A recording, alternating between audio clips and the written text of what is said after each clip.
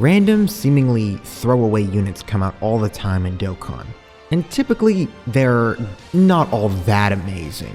Dokkan usually makes niche units into banner units or units that are just not as important, and they typically save Dokkan Fests and LRs for these big-time money-making units. However, that isn't always the case, and sometimes one of these, seemingly random units is actually very good.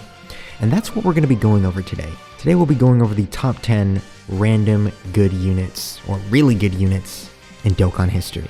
And now coming in at number 10, we have Int Yamcha, who came out late November of 2022. And it was pretty stunning how good he really was, and how good he aged overall. He led the Warriors Raised on Earth and Saiyan Saga categories, which at the time was a pretty meh leader skill, but Warrior Raised on Earth, or the Earthbred Fighters category, became a pretty good category over time, especially within the next year or so, with the release of the Tech World Tournament Goku and that entire Golden Week celebration. Now, what made Yamcha really good was that he just had really impressive numbers. Like, he'd come out of the gates with like 8 million attack stats, able to potentially quadruple super. He's building up to like 80% dodge chance. Overall, just looking very impressive. Like, his numbers are good. Defensively, he's good.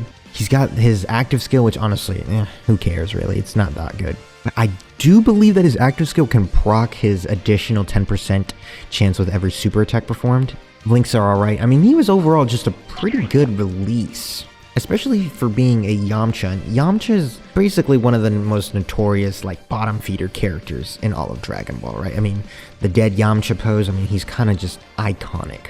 But that's going to be Yamcha. He's going to come in at number 10. Let's move on to number 9. Now, coming in at number 9, we have Android 21.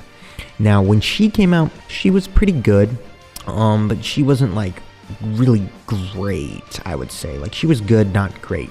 She had pieces. She gave all her allies support, which on her Android team wasn't really all that important because the Android team is just so cohesive with Ki, but it's something. She got, a 50% chance to dodge, which is just always good. She could quadruple super, relatively alright transformation condition. Her main problem was that she just kind of got hard countered and negged by Fusion Zamasu, the Red Zone Fusion Zamasu fight, which was her big fight that came out when she was, first releasing. Because I don't believe she had her 50% chance to dodge start of turn. It was after she attacked. But actually when LR Buhan got his EZA on March of 2024, 9th year anniversary, Android 21's power was just put on display, where she could really go up against the 9th year anniversary content pretty well. Similar to the 7th year anniversary, the 9th year anniversary kind of brought a power cliff to the game where most of the units that came out pre-9th anniversary were just kind of stuck between a rock and a hard place. But Android 21 kind of set herself out, and she was able to perform very well in the 9th year anniversary content, at least the beginning stages. She worked very well in that Buhan team, and she was overall just a really strong character. Occasionally she can get caught and destroyed, but I mean, every unit that's not the best units in the game can kind of do that, so you can't really hold that against her. She was recovering a lot of HP. I mean, super good for the Majin Power team. Just a really good addition to the Majin Power / Power Absorption team. Very, very good unit. She's going to be good enough for number 9 because of her, random, surge. Most units don't really get, a post-release surge. They typically get worse, but not 21. She's going to come in at number 9. Moving on to number 8. Now, coming in at number 8 is a funny one. It is Physical Bergamo, the Bergamo. Back when Blue Kaioken Goku came out, for Global, it was Christmas of 2019, April of 2020 for JP. This guy was pretty just stunningly good, really. He built up to 300% attack and defense, which, I mean, even now, 300% is a big number.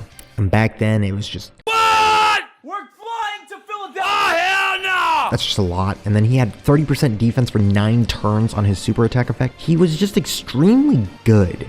Very basic, but really good numbers. Especially for that time, right? This is OG Legendary Goku event times, where that's the hardest content that you're going up against. And Bergamo is just dominating, right? You could take him into the Universal Survival Saga stage of the the original category Super Battle Road stage, and he'd do pretty fine in it. And it was just like, wow, he's pretty good, right? I mean, really not much to say about him, right? On the Tournament of Power teams, he gets the Tournament of Power Link. On the Universal Survival Saga team, he gets the Tournament of Power Link, which is good. And overall, he was just good.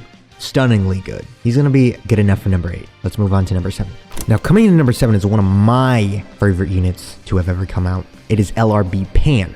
Now, I mean, when you watch Dragon Ball, I mean, I don't think you assume like, oh yeah, LRB Pan's gonna come out and just be a really great unit in whatever game. But B-Pan, especially when she got her EZA during I believe she got her EZA a little bit after the 6th anniversary, and she was just really good, right? She gave herself a lot of ki. She recovered 33% of the damage she dealt as HP.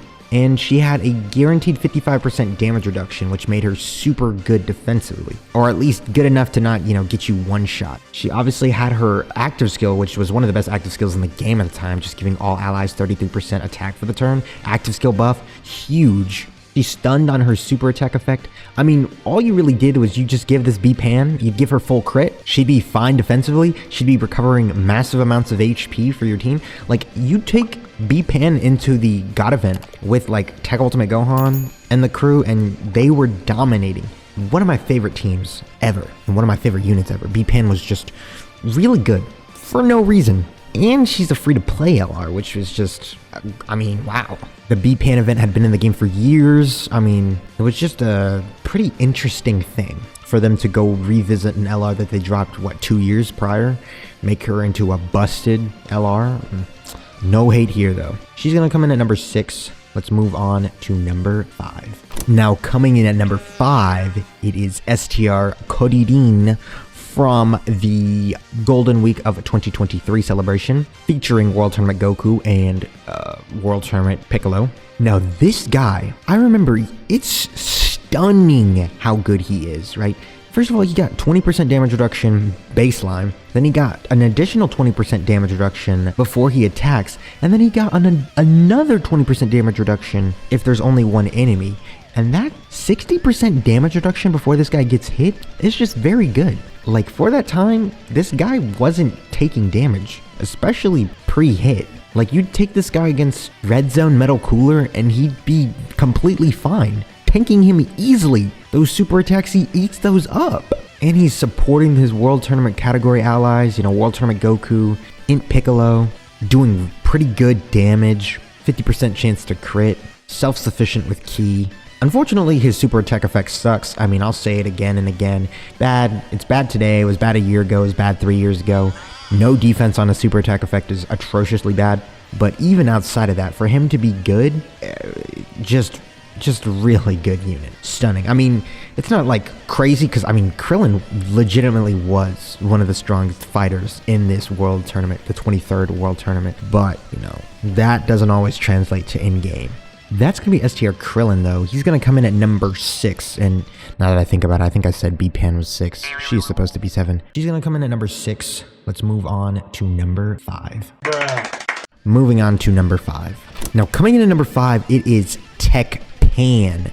Now, Tech Pan, she's just a really interesting unit, where she was kind of like cast aside and forgotten about very quickly. But when she came out on release, she was stunningly good. Arguably the best TUR.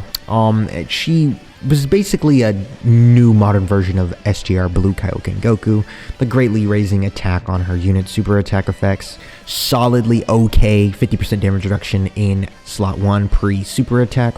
Builds up attack and defense. Needs a GT hero, Goku, on the team to, unleash her full potential to triple super attack to really get that damage stacking. But then she could drop her active skill, which needs 5 attacks and a GT hero, Goku. And this thing, I mean, if built up properly, you could just one-shot Red Zone Broly out of this existence. He's gone, he's dead, he's toast. And that's immense value because Red Zone Broly was the hardest fight in the game at the time. I mean, she was just really good. really good. Not my, cup of tea for a unit, but I will not deny her power. She was incredibly strong. She's going to be good enough for number 5. Let's move on to number 4. Now, coming in at number 4, it is AGL Kid Gohan from the Garlic Jr. filler arc. I'm obviously probably not alone in saying you don't expect a filler arc character to be a very good unit for a very good while. But here's Kid Gohan. Now, he was mainly really good because he stacked defense and he buffed all his allies with 3 key and 58% defense, which is just immense value. At a time where long events ruled the meta, right? The GT Legendary Goku event. And this guy was just dominating all fights with Tech Ultimate Gohan, leading the way. Like a team of Tech Ultimate Gohan, this guy, LRB Pan, Int Xeno Pan. There's just a bunch of really good Hybrid Saiyan units that just made this team really, really good.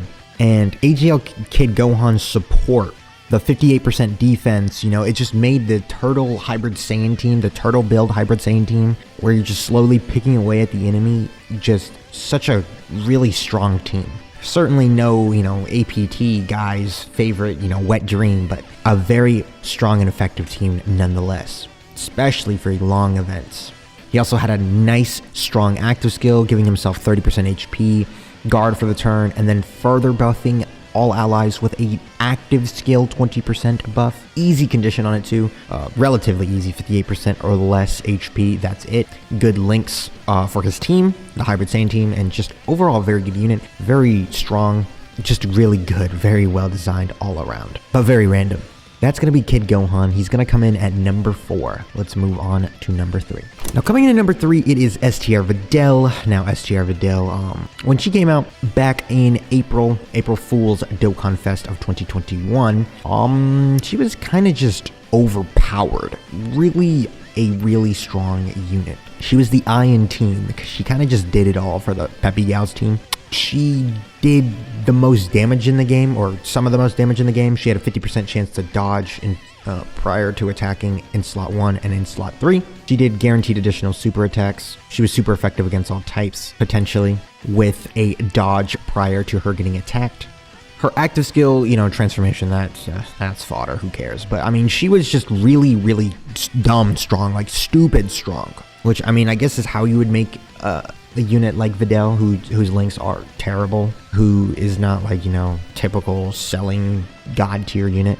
I mean, they did cook with the pigtail, Videl, but like, wow, this unit was stupid good. And it was a very, it was a heavy debate on who was better between her and the GT Heroes Dokkan Fest, right? The units, right? The GT Dokkan Fests. Ooh, that's a good video. The best rivalries in Dokkan. Yeah, I'm gonna make that one eventually. I mean, it's pretty straightforward, Videl is just a strong ooga booga damage, good defense unit, right? She's gonna come in at number 3. Let's move on to number 2. Now, coming in at number 2, it is SGR Bulma. This was crazy. I mean, I think we had just gotten, 2 weeks prior, the 23rd World Tournament celebration with World Tournament Goku and Int Piccolo. And Bulma came out and just shattered the whole game, put the whole game in a chokehold. Yeah. She kind of took the, Warriors Raised on Earth kind of like sub-circuit meta we were kind of in and brought it back to the 8th year anniversary GT Duo team. Even though she was still in Warrior Raised on Earth. But Bulma, I mean, we can just get straight into it, right? She's got the 2-turn support with 5 or more key spheres obtained, which is just 3 key and 37% stats. Such a strong ability. Like, this might be the strongest thing a Dokkan unit has ever done. Like, that's not absurd to say. I feel like that's in the debate. 2-turn support? Like, you can feel the difference of when Bulma is on your team versus when she wasn't. Like, when she was at her peak, the difference of having a Bulma on the team and not having a Bulma on the team was night and day difference. Like, the best teams in the game all had Bulma. And if you didn't have Bulma, you weren't the best team in the game. Not only that though, she had guard, she built up damage reduction at the start of each turn. She had a nuking passive where she just made herself stronger with key orbs. She created her own key spheres. Just an absurdly well-designed unit. Also had an active skill, which just made a full field of S tier key spheres, which is basically just a full heal. Gave all allies super effective against all types for the turn. Further, 7 key active skill, 17% buff. Just really good. Like, her Link's sucking didn't matter because she gave everyone key and she was super self-sufficient with key. Bulma starts off with 10 key plus the 6 you get from the leader skill. So she starts off with like 16 key most of the time. What? Like, that's ridiculous. She's just an absurdly broken unit for like no reason. One of my favorite units to have ever come out. One of the best design units to have ever come out. Bulma is just a god. And she was just the god of Dokkan for a while, for like 8-9 months. Good everywhere, just amazing. She's gonna come in at number 2, but she's not number 1. Now, coming in at number 1, it is the unit that just dominated the game for 9 straight months. The Terrorizer, LR, EGL, Kale, Cauliflower. EGL, Kale, Cauliflower, they kind of just, they did it all. They were the Iron team. They did some of the best damage. They had by far the best defense in the game. They had a potential, they built up 66% dodge chance, just because why not? First unit in this game that could get over 1 million defense. Completely cucked the legendary Goku event. I mean, they fodderized it. They like, ain't you I Goku? You think your Urglia is gonna super attack us and deal some damage? Not for real. Urglia. Just great links. Good team. Bled, one of the best teams in the game. I mean, everyone knows what the thing is with LR, Kale, and Caulifla is, right? It's LR, Kale, and Caulifla. Y'all got it. They're gonna come in at number 1. Yeah.